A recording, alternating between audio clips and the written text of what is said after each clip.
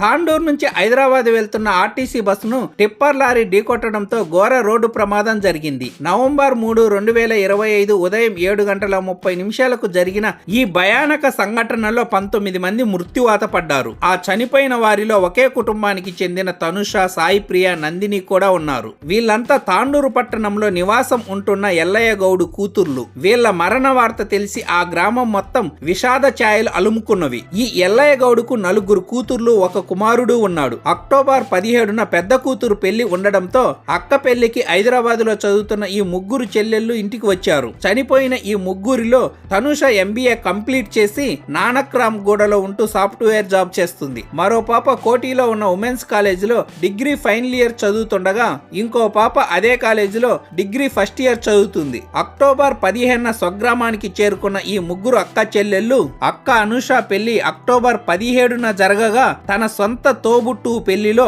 ఆకాశమే అద్దుగా అల్లరి చేస్తూ ఆనందంతో హాయిగా తల్లిదండ్రుల సమక్షంలో చలాకీగా చిందులు తొక్కారు. బంధుమిత్రులు, స్నేహితులు, ఇరుగు పొరుగు వారందరూ కూడా పెళ్లిలో వాళ్ళు ప్రవర్తించిన తీరు, చేసే మర్యాదల గురించి పొగడ్తల వర్షం కురిపించారు. తెలుగింటి ఆడపిల్లలు అంటే అచ్చం ఇలాగే ఉండాలి అన్న రీతిలో వాళ్ళందరూ చూపర్లను ఆకర్షించారు. అందం, అభినయం, అణుకువ, తెలివితేటలు వారి సొంతం. పెళ్లికి వచ్చిన వారందరూ వాళ్ళు చేసే మర్యాదలు చూసి ఇలాంటి మహాలక్ష్ములు ఉన్న ఈ ఇంటి దంపతులు ఎంతో అదృష్టవంతులని గుసగుసలాడారు. అక్క పెళ్లికి వేసిన పందిరి ఇంకా ఇప్పని కూడా ఇప్పలేదు. నిన్న కాక మొన్న కుటుంబ సమేతంగా ఆ పెళ్లింటిలో పచ్చని పందిరి కింద అమ్మలక్కలతో కూడి తెల్లవార్లు చెప్పుకున్న కబుర్లు కనీసం కాస్త కూడా మసకబారనే లేదు. బస్సు ఎక్కి పక్కపక్కన సీట్లలో కూర్చొని ఫోన్లో ఉన్న పెళ్లి ఫొటోస్ ఒక్కోటిగా చూసుకుంటూ ఆ జ్ఞాపకాలను మళ్లీ మళ్లీ గుర్తు చేసుకుంటూ కాలక్షేపంగా కబుర్లు చెప్పుకుంటూ ఆ 3 అక్క చెల్లెళ్ళు సంతోషాన్ని గుండెల నిండా నింపుకున్నారు. వాళ్ళ సంతోషాన్ని చూసి ఓర్వలేక కాలయముడు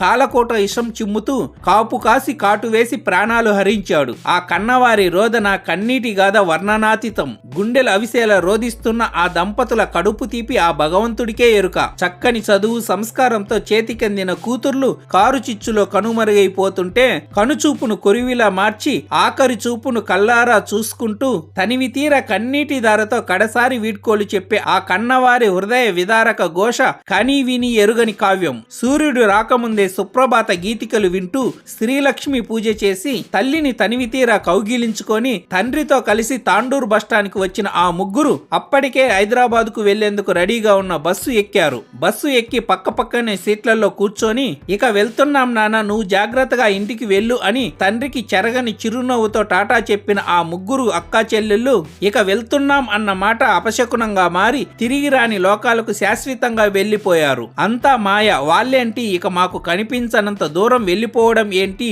నిన్న కాక మొన్న పెద్దమ్మాయి పెళ్లిలో ఆ తనుష నాకు పచ్చటి అరటాకులో పసందైన పెళ్లి భోజనం వడ్డించి అత్త బాగా తిను, రేపు నేను నీ ఇంటికి కోడలిగా వస్తే ఇలాంటి పెళ్లి భోజనాన్ని నా చేతులతో నేను వండి వడ్డిస్తాను అంటూ గడుగ్గాయిలా గలగల మాట్లాడిన తనుష ఇక ఈ జన్మలో నన్ను అత్త అని పిలవదంటే నేను నమ్మలేకపోతున్నాను అంటూ తన మేనత్త ఆ మేనకోడల్ని తలుచుకొని బోరున విలపిస్తుంటే ఆ శోకసాగరపు కన్నీటి జలధారకు ఆనకట్ట వేయడం అంత సులభమేమీ కాదు. అనుబంధాలు, ఆప్యాయతలు, అనురాగాలు అన్ని బూటకపు బందీఖానాలో బొమ్మల పెళ్లిళ్లా ఉన్నాయి. ఈ ఘటన చూస్తే చిన్నప్పటి నుండి చెడామడా స్నేహం చేసిన హితులు, హితోపదేశం చేసే ఆప్తులు, జ్ఞాపకాల సుడిగుండంలో కొట్టుమిట్టాడుతున్న వింత దృశ్యం ఈ లిపిలేని కావ్యం. చల్లని నీటి బిందువు సైతం నిప్పురవ్వలను విరజిమ్మి చివరకు చిన్నబోతుంది ఈ ఇంటి దీనగాథ విని. అభంశుభం తెలియని అమ్మాయిలు, చదువే ప్రపంచం, తల్లిదండ్రులే సర్వసం, తల్లిచాటు బిడ్డలు తనువు చాలించి సుదూరాలకు పయనమైపోతుంటే